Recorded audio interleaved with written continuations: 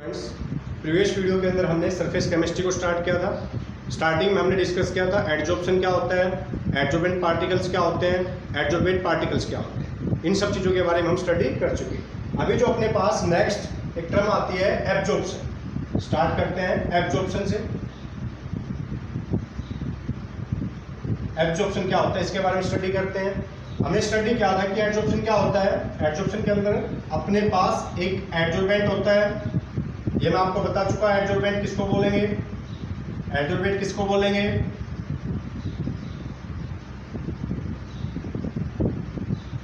अब एडजॉर्प्शन के अंदर क्या होगा, जो अपने पास एडजॉर्बेंट पार्टिकल्स है वो इसकी सरफेस के ऊपर आके क्या होंगे, अटैच होंगे, एडजॉर्ब होंगे। और कुछ पार्टिकल्स बल्क में भी जा सकते हैं, बट जो कंसंट्रेशन है एडजॉर्बेंट पार्टिकल्स की, जो कंसंट्रेशन है वो सरफेस के ऊपर क्या होगी, मैक्सिमम, और बल्ब के अंदर क्या होगी, मिनिमम।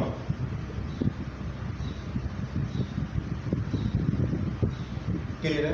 यानी कि जो एडजॉर्बेंट पार्टिकल्स है उसकी कंसंट्रेशन सरफेस और बल्ब के अंदर क्या मिलेगी, डिफरेंट मिलेगी। इसी प्रोसेस को क्या बोलते हैं, एडजॉर्प्शन।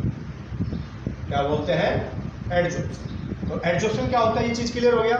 अब बात आती है एब्जॉर्प्शन क्या होता है। एब्जॉर्प्शन के अंदर क्या होगा, मान ली मेरे पास कोई भी मैटर है, सॉलिड या लिक्विड, इसके अंदर किसी भी सब्सटेंस के पार्टिकल्स, किसी भी मैटर के पार्टिकल्स आके एब्जॉर्ब होते हैं। मैं क्या कह रहा हूं, एब्जॉर्ब। एब्जॉर्ब नहीं कह रहा, मैं क्या कह रहा हूं, एब्जॉर्ब होते हैं। अब एब्जॉर्प्शन क्या होता है, ये पार्टिकल्स इसकी सरफेस के ऊपर आके एब्जॉर्ब होंगे और इस बॉडी के थ्रू पास हो जाएंगे, यानी कि यूनिफॉर्मली डिस्ट्रीब्यूटेड हो जाएंगे। सभी पार्टिकल्स इस सब्सटेंस के अंदर यूनिफॉर्मली डिस्ट्रीब्यूटेड हो जाएंगे। कहने का मतलब क्या है कि जो अपने पास ये पार्टिकल्स है इनकी कंसंट्रेशन सॉलिड या लिक्विड के अंदर क्या होगी, सेम होगी। सभी जगह क्या होगी, सेम। इस प्रोसेस को क्या बोलेंगे, एब्जॉर्प्शन। क्या बोलेंगे, एब्जॉर्प्शन। तो ये चीज क्लियर हो गया कि एडजॉर्प्शन क्या होता है और एब्जॉर्प्शन क्या होता है। एब्जॉर्प्शन के अंदर जो पार्टिकल्स एब्जॉर्ब हो रहे हैं उनकी कंसंट्रेशन उस बॉडी के अंदर क्या मिलेगी, यूनिफॉर्मली मिलेगी, सभी जगह सेम कंसंट्रेशन मिलेगी। बट जो अपने पास एडजॉर्प्शन है उसके अंदर जो कंसंट्रेशन है एडजॉर्बेंट पार्टिकल्स की, वो सरफेस के ऊपर मैक्सिमम होगी और बल्ब के अंदर मिनिमम होगी, यानी कंसंट्रेशन डिफरेंस मिलेगा यहाँ। क्लियर है? तो एडजॉर्प्शन क्या होता है, एब्जॉर्प्शन क्या होता है, ये चीज क्लियर होगी। अब अपने पास एक टर्म आती है सोर्प्शन। सोर्प्शन क्या होता है उसको डिस्कस करते हैं। सोर्प्शन वो प्रोसेस होती है जिसके अंदर एडजॉर्प्शन भी होता है और एब्जॉर्प्शन भी होता है, यानी कि वो प्रोसेस जिसके अंदर दोनों प्रोसेस होती है, एडजॉर्प्शन भी और एब्जॉर्प्शन भी। उसी प्रोसेस को हम क्या बोल देते हैं, सोर्प्शन। क्लियर है? तो डेफिनेशन क्या हो जाएगी सोर्प्शन की, a process in which adsorption and absorption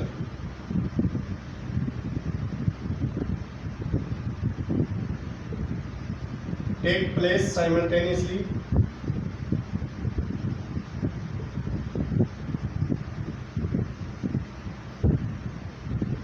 This type of process is called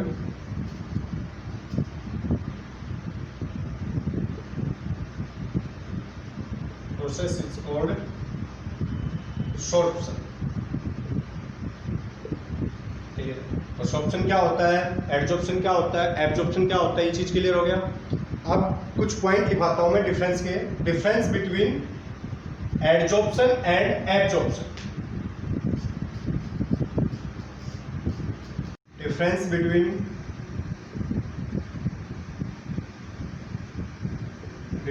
between adsorption and absorption। Adsorption और एब्जॉर्प्शन के अंदर क्या डिफरेंस होता है इसके बारे में स्टडी करें। तो यहाँ पर मैं कुछ पॉइंट्स लिख रहा हूं दोनों के बीच में, adsorption, absorption.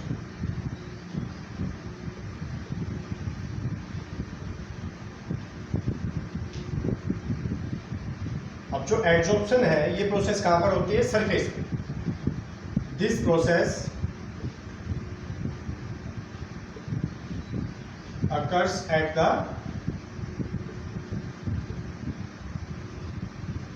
Surface of a body, किसी भी बॉडी की सरफेस के ऊपर होता है एब्जॉर्प्शन, और जो अपने पास एब्जॉर्प्शन है वो थ्रू आउट द बॉडी होता है। This process occurs throughout the body, throughout the body of a material. Second difference, absorption के अंदर जो कंसंट्रेशन होती है वो क्या होती है, डिफरेंट होती है। In this process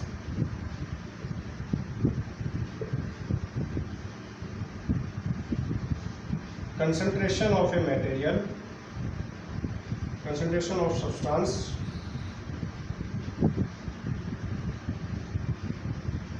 on the surface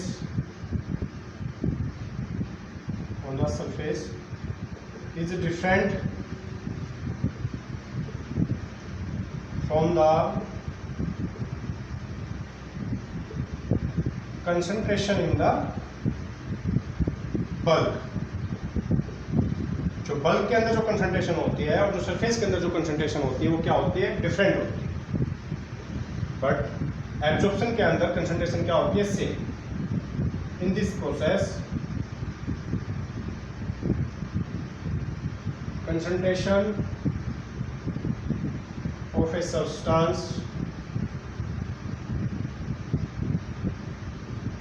same through the body.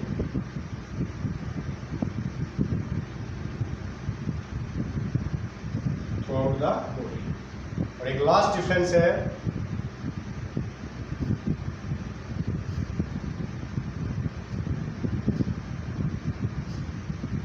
और जो डिफरेंस है, ये जो प्रोसेस है स्टार्टिंग में क्या होती है, फास्ट होती है, और धीरे धीरे इसका जो रेट है वो डिक्रीज होना स्टार्ट हो जाता है। The rate of this process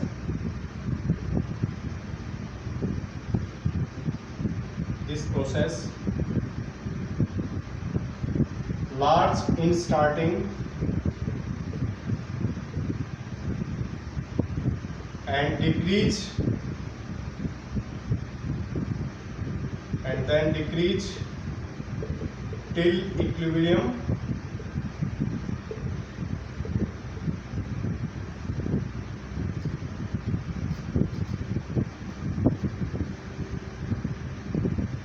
attained।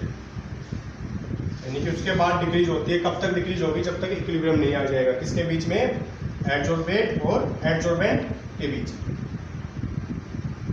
But ये जो प्रोसेस है इसका जो रेट है वो क्या रहता है, सेम रहता है through out the process. The rate of this process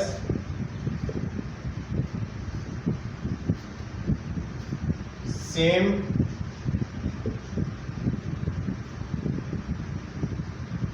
throughout the process.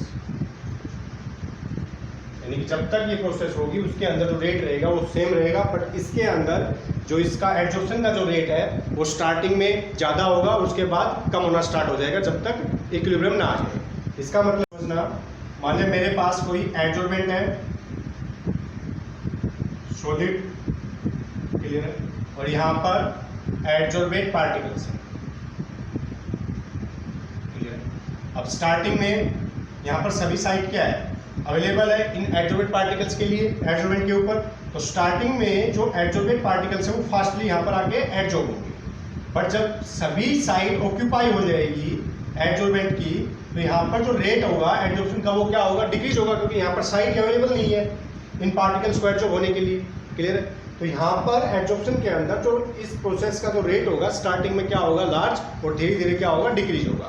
कब तक डिक्रीज होगा, जब तक यहाँ पर सभी साइड से ऑक्यूपाई नहीं हो जाएगी। क्लियर है। बट जो अपने पास एब्जॉर्प्शन है इसके अंदर जो रेट होगा एब्जॉर्प्शन का वो क्या होगा, सेम होगा। यानी कि जब तक सभी साइड ऑक्यूपाई नहीं हो जाएगी तब तक जो रेट रहेगा वो सेम रहेगा। ये नहीं है कि यहाँ पर स्टार्टिंग में रेट फास्ट होगा बाद में डिक्रीज होगा, नहीं, जो रेट होगा एब्जॉर्प्शन का वो क्या मिलेगा, सेम मिलेगा throughout the process. Clear है। तो आपको क्लियर हो गया difference between absorption and absorption. Clear है।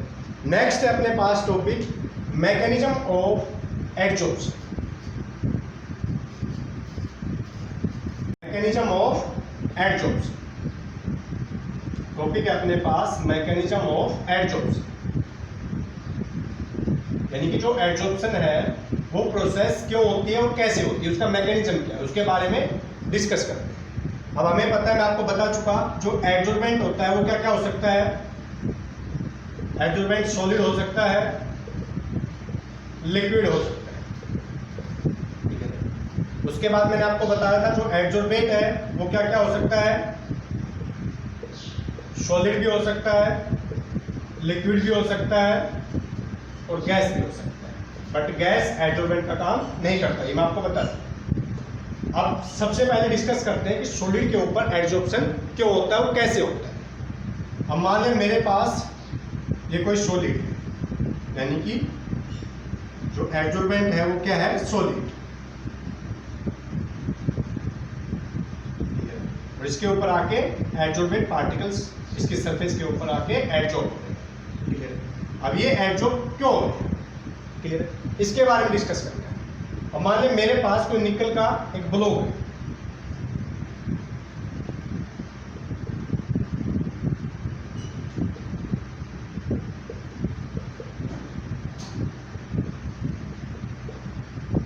क्लियर है, मान लें मैंने ये निकल का एक ब्लॉक लिया और हमें पता है कि सभी पार्टिकल्स जो अपने पास एटम होते हैं उनकी क्या होती है, अपनी एक वैलेंसी होती है।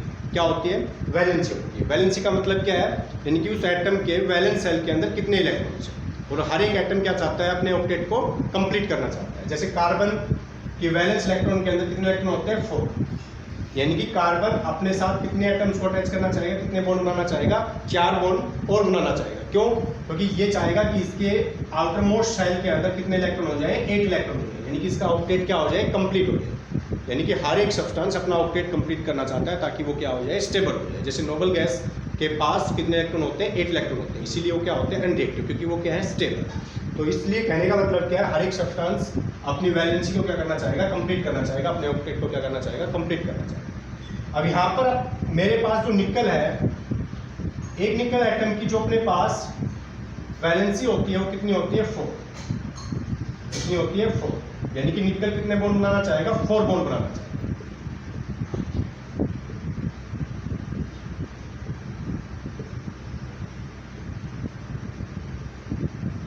अब यहाँ पर जो सेंटर के अंदर जो निकल प्रेजेंट है उसकी वैलेंसी क्या है, कंप्लीट है, यानी कि यहाँ पर ये निकल 4 बॉन्ड बनाता है सराउंड की।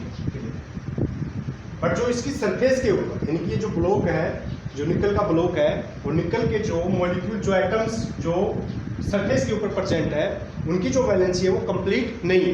यानी कि ये जो निकल है ये कितने बॉन्ड बना रहा है, 2, 2 वैलेंसी इसकी क्या है, कंप्लीट नहीं। तो जो सरफेस के ऊपर जो एटम्स है वो क्या चाहेंगे, अपनी वैलेंसी को कंप्लीट करना चाहिए। अब जैसे ही इसके सराउंडिंग में किसी भी अनदर सब्सटेंस के एटम्स आएंगे, पार्टिकल्स आएंगे, वो क्या करेगा, इनको अपने साथ अटैच करेगा, यहाँ क्या करेगा, अटैच करेगा, क्योंकि ये क्या चाहेंगे, अपनी वैलेंसी को कंप्लीट करना चाहेंगे, स्टेबल होने की। तो यहाँ पर ये सभी पार्टिकल्स आके इसकी सरफेस के ऊपर आके क्या हो जाएंगे, अटैच हो जाएंगे। तो ये चीज क्लियर हो गया कि सॉलिड के ऊपर एडजॉर्प्शन क्या होता है, क्योंकि जो सॉलिड पार्टिकल्स है, जो अपने पास सॉलिड ब्लॉक है, उसकी जो सरफेस के ऊपर जो एटम्स प्रेजेंट है वहाँ पर उनकी वैलेंसी कंप्लीट नहीं होती। तो वो एटम्स क्या चाहेंगे, अपनी वैलेंसी को कंप्लीट करना चाहेंगे। जैसे ही सराउंडिंग में कोई एटम्स आएंगे तो वो क्या करेंगे, उनको अटैच करेंगे अपने साथ, ताकि उनकी वैलेंसी क्या हो जाए, कंप्लीट हो जाए और वो क्या हो जाए, स्टेबल। तो ये चीज़ क्लियर होगी, सॉलिड के अंदर एडजॉर्प्शन क्यों होता है और कैसे होता है। ठीक है, अब बात आती है लिक्विड। लिक्विड के अंदर एडजॉर्प्शन क्यों होता है और कैसे होता है।